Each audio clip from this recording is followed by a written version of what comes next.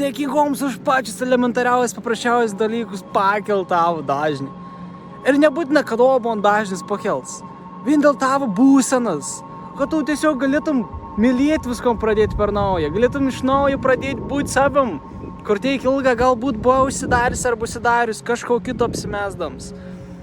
Tiesiog visišką be jokių filtrų. Padėkoti.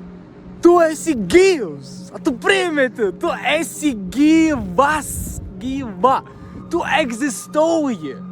Tu primeti, kiek tau pasisek, kiek tau ir faini, kad tu, o šitas pasirinka ir gali inkarnuotis į būtent patį gražiausią žmogų dabar, katras tu esi.